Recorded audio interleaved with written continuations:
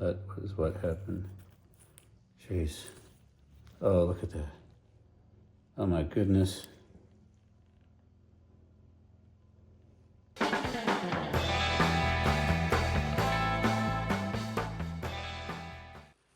This is the future ERE 131. It's for a turbo car, a turbo Impala SS. And I just slid it off the tailgate of my truck onto the Harbor Freight hydraulic cart. I love that thing. It helps me move engines around, and it's not without risk. Still, got to be careful. So anyway, this thing is going to get unpacked. This is the engine. We'll call it the core. We're going to use this block for the 4-bolt blade conversion. Anyway, I'm going to unbox it. And there she blows. I just took the whole lid off. That's cool. I kind of chained it down. Must have put it on fabricated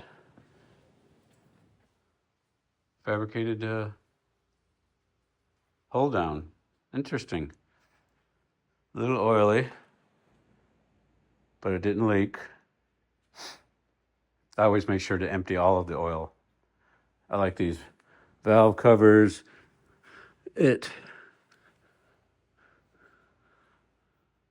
Yeah, these are the typical AFR port, exhaust port shapes.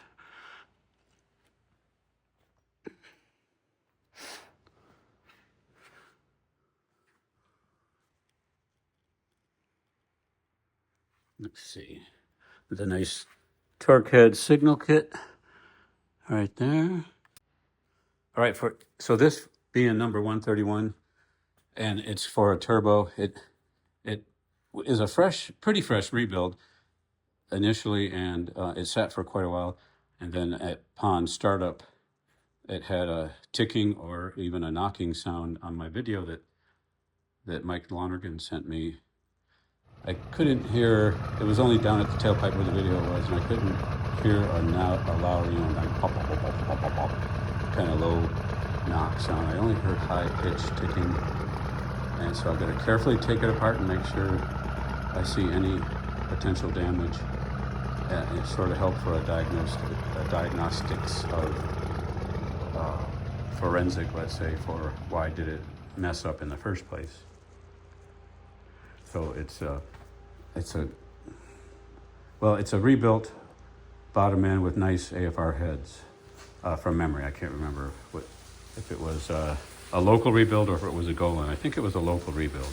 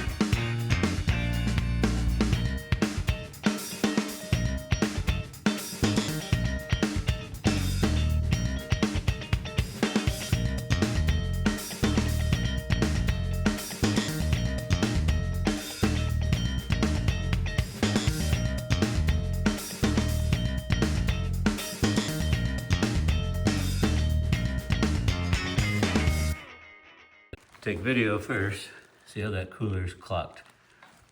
All right, like that. See how his It's got a nice set of injectors. They're like fuel injector clinic. Pay attention to how these are all set up. And the EGR fell off here. And his fuel lines.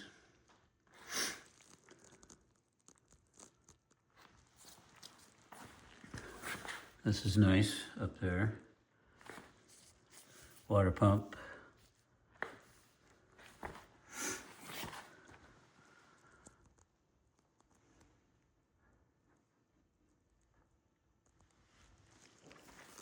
Plug that off, that's nice.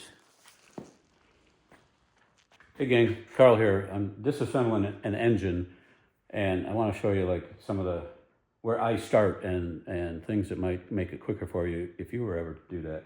The very first thing I do, I start down here. And I get the flex plate off and I unbolt all these, everything from the back, because then when you put it on an engine stand, it's hard to reach all that stuff. So I get that stuff first, everything in the back.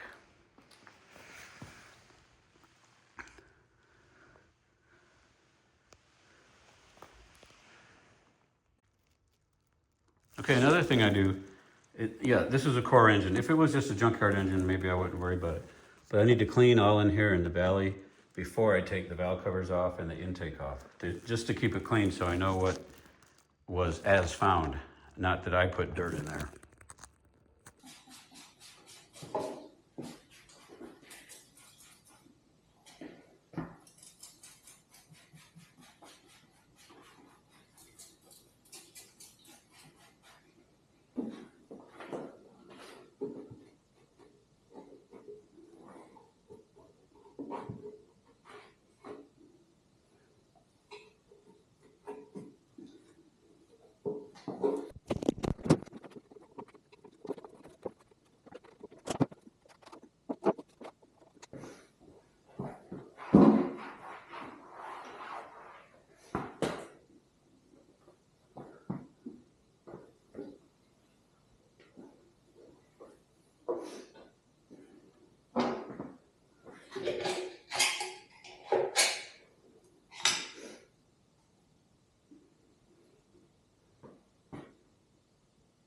Looks good.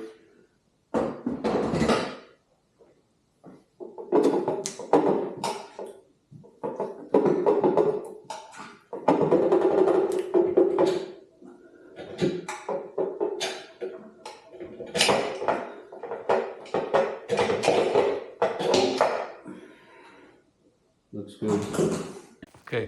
Okay, I took the valve covers off, and these are real nice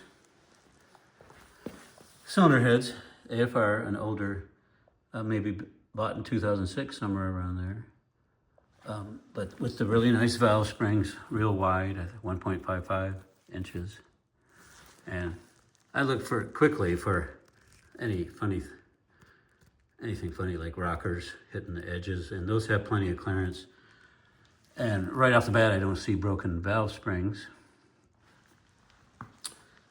No broken valve springs from visual, from eyeball. These are really excellent heads. I think these are the 195s. Oh, they're 190s. There, that's right. LT1 190s. So now I'm going to take the intake off. Then I'm going to take the heads off, and then I'm going to take the damper, the front stuff off. All of the front.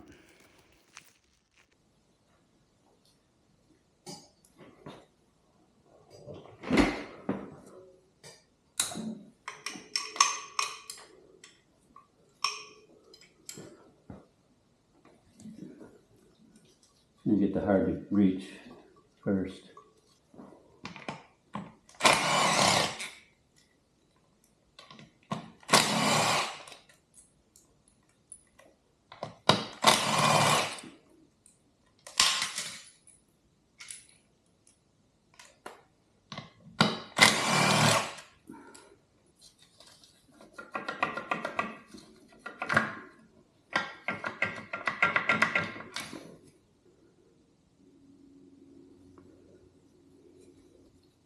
Oop, comes the fuel. Feel it. oil injector dynamics.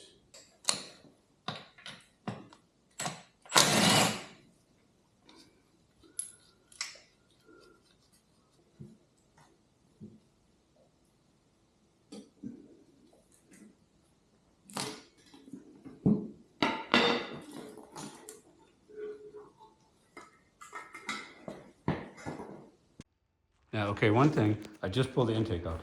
One thing about the car when it first started up is there was actually oil coming out of the exhaust.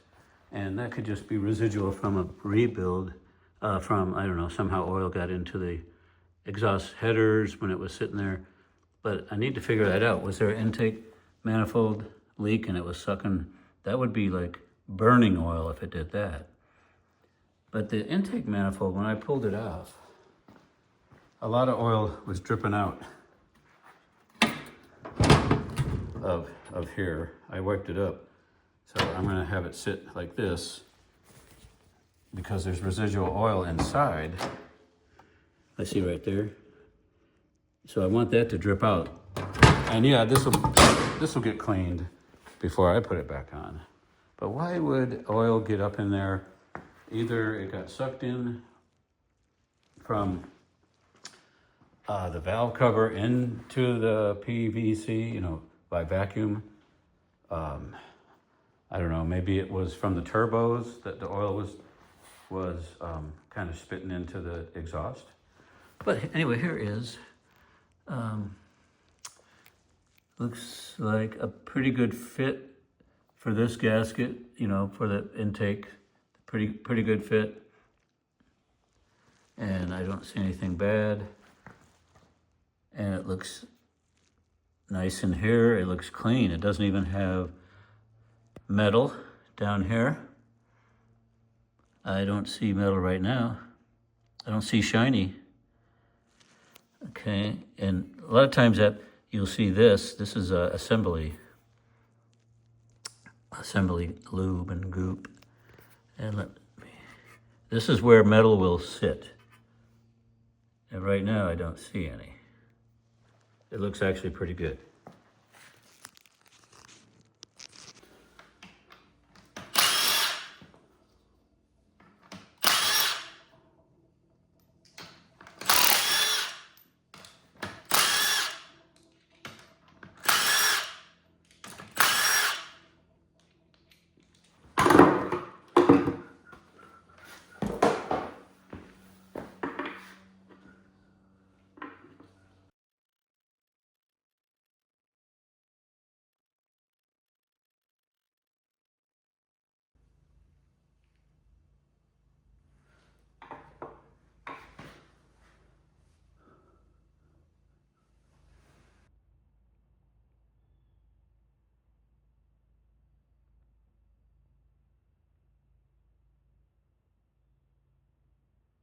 To my eye, the valve train looks fine. Yeah, to the camera, you can really see close up. But that's kind of like normal wear, even at, you know, even though the engine has just barely run. The valve, the push rods weren't binding. There's no like marks on the side. Just the normal where they rub at the head there, or at the guide plates they rub. Nothing too bad.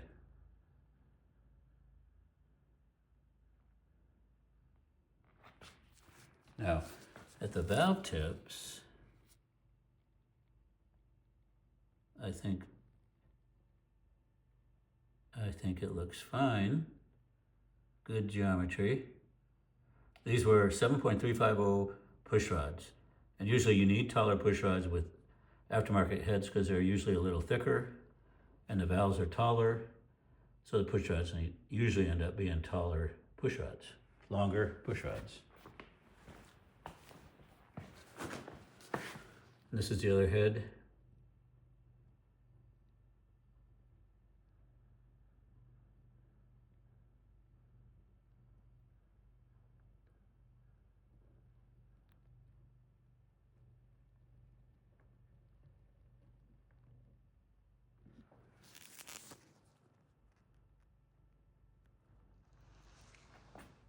bad at all. Now I'm going to take the heads off. Half inch.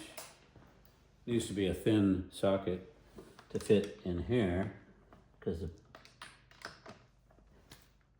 let's get that one first, because the springs are so thick.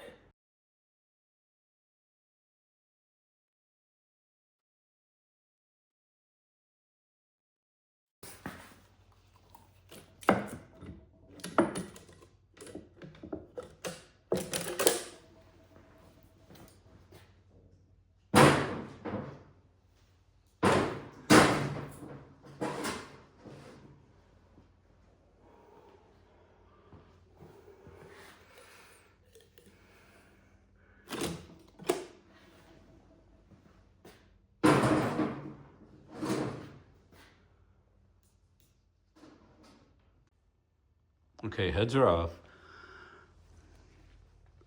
And let's see. Always get oil on there.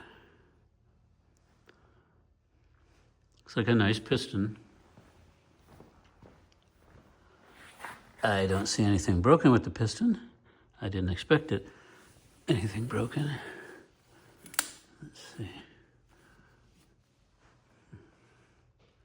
So this is going to be able to be honed honed to 30 over. This is already 30 over, and there's nothing wrong with for now that I can see, nothing wrong with the bores. So this gets to be a 30 over, and it doesn't have to go to 32. And I can order the custom diamond pistons after I verify that this is 30 over, Okay. Now the heads. This is the passenger side, driver side. Just a lot of oil in the combustion chamber. I mean, this could be a lot of carbon and dirt. Carbon and dirt. I wouldn't. Here is something unusual. That's like fuel washing. Fuel washing. Up there also.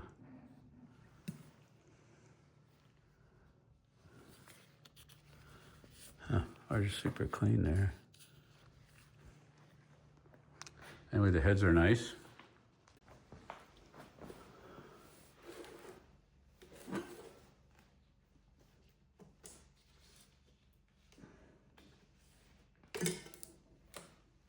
It's a pretty thick MLS.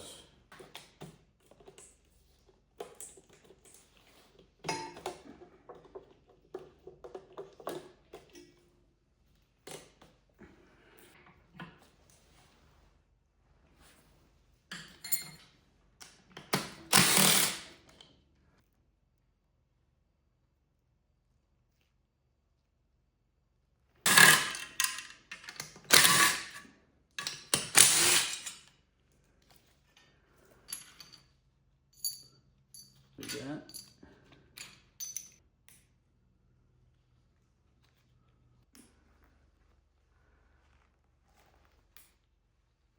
So far, everyone has come out of the bore easy, so they're not smushed or whatever.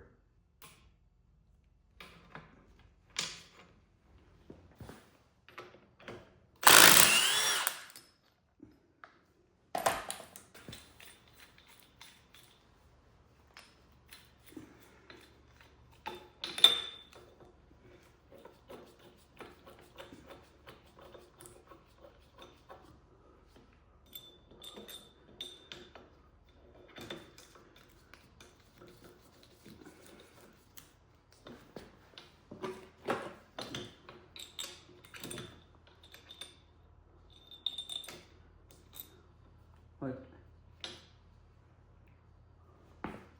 Yeah, silly. Okay.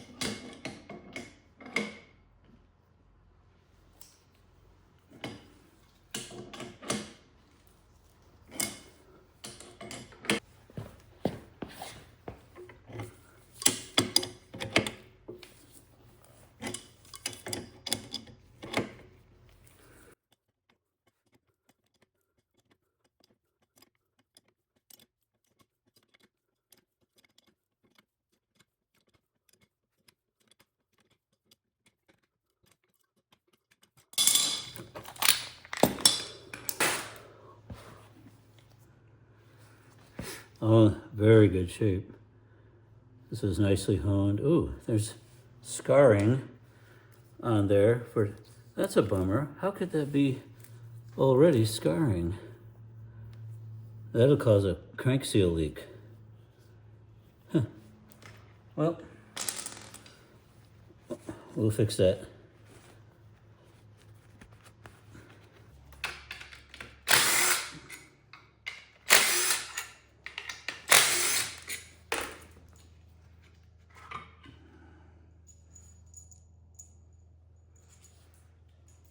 This is in good shape. Excellent shape.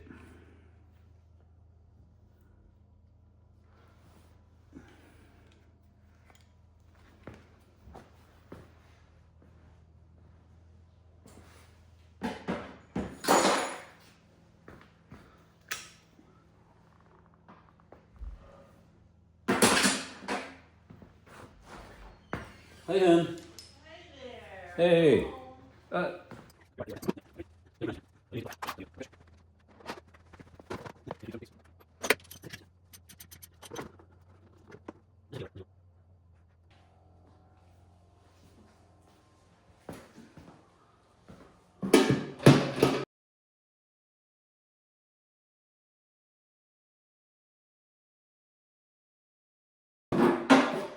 To see what's in there. Yeah, because he said there was some specs, but it's hardly any.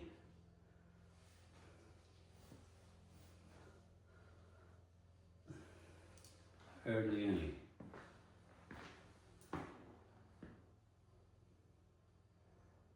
No oil pan bolts. So, yeah, I know I turned it upside down, but look in there. It, not a lot. See, right there. Not a whole lot. He did stop the engine pretty quick after the tapping sound. But anyway, something is hitting. I don't think it was the rods right there, right? Because they had the clearance, the pan. So we'll keep an eye on whatever might have had. Okay, now one thing, notice this. There's no windage tray, so that wouldn't have been good. You should always do a windage tray. Yeah, it's a stroker, right? And they couldn't fit it, but you have to make it work because it's just not going to maintain good oil pressure. It's going to be air and oil mix when it is at higher RPM.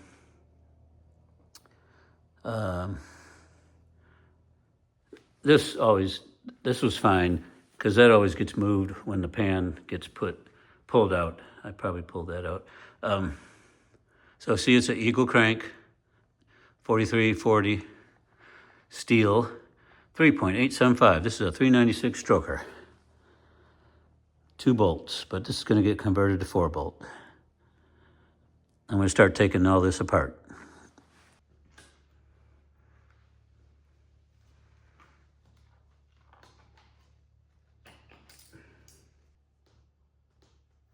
Gotta save this and figure out what that is.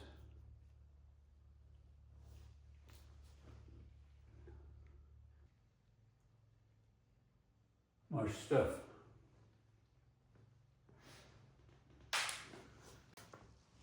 Okay, gang, what we gotta do is see how the rotating simply rotates. Where's my... Okay. So, got my tools, the crank, turning tool, and does it rotate smoothly or does it bump something? I think what I'll do is get the crank bolt. This has the rings in it, and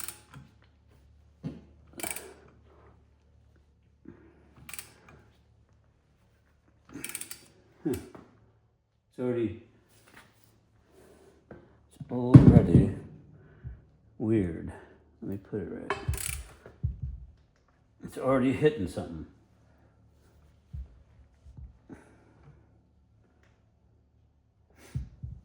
Wonder what that is.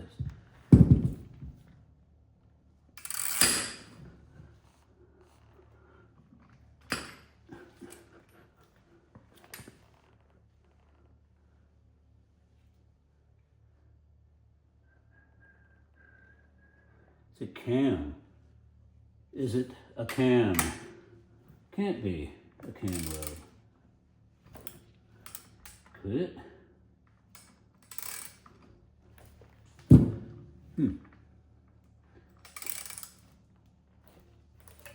Back it up.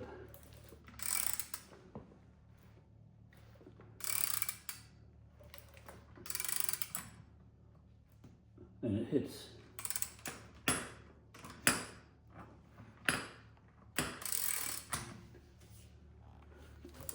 Go forward.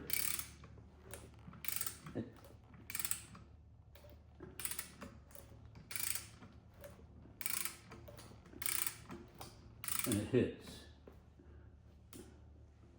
But, oh, okay. We found the problem. All right. Found the problem.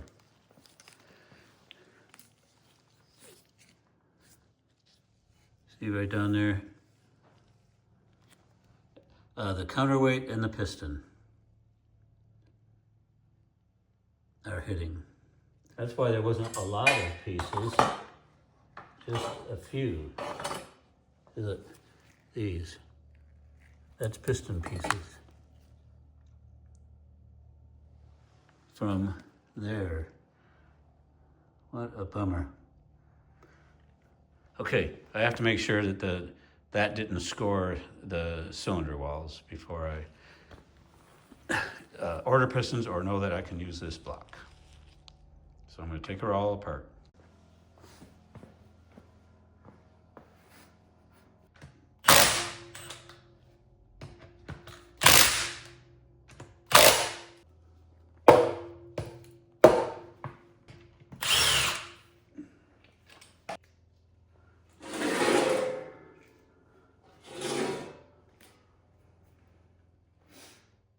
This will be 8.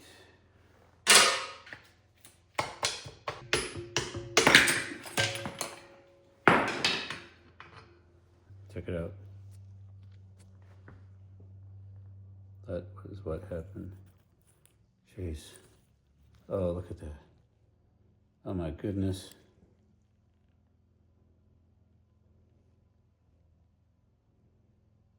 Okay, what if there was water in it and it bent a rod and that caused that to hit? Because it moved it over. But water was in it and it bent a rod. I doubt it. It doesn't look rusty.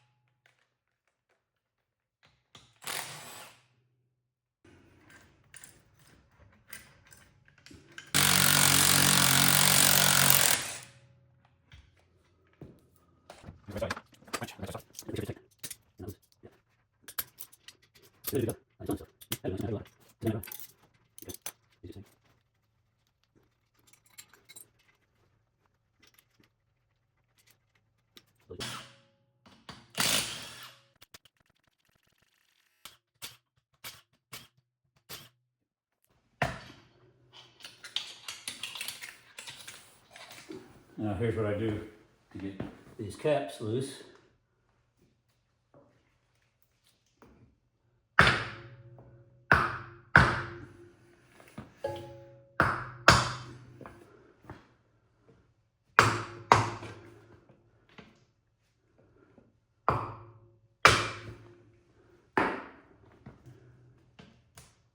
The crank doesn't turn super good, but I will.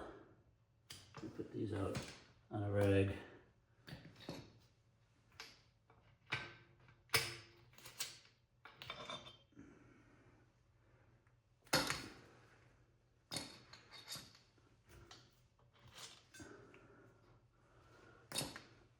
Okay, so nothing's spun.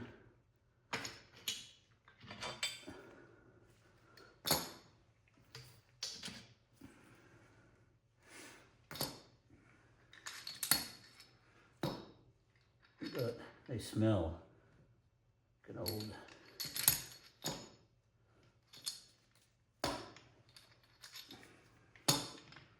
Smell.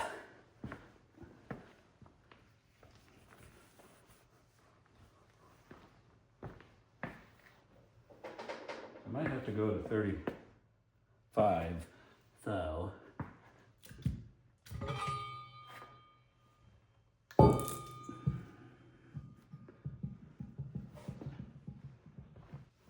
Put the crank over here.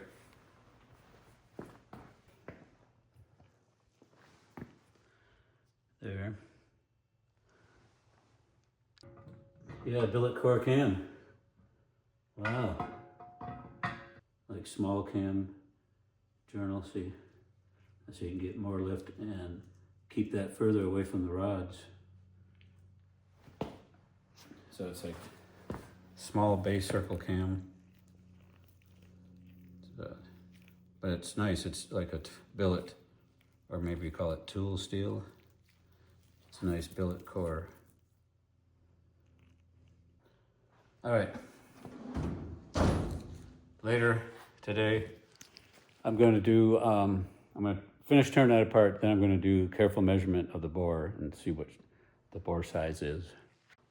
Okay, at the bottom of number 8, I mean, is a bit of a scuffing, but it doesn't feel, well, it doesn't feel good, but it's not super deep. Okay, so I threaded these galleys with this 1/4 18 NPT tap. They weren't threaded from the previous builder, but he did take away the sharp edges here on the edges, so I don't have to do that. That's pretty nice. So they're all like 4030, even this bad bore, the one that's really bad at the very bottom. I don't know if that's quote unquote bad. Just got that scarring.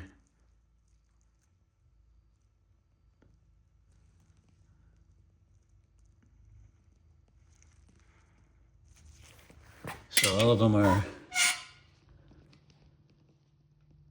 31 to 30 to 30.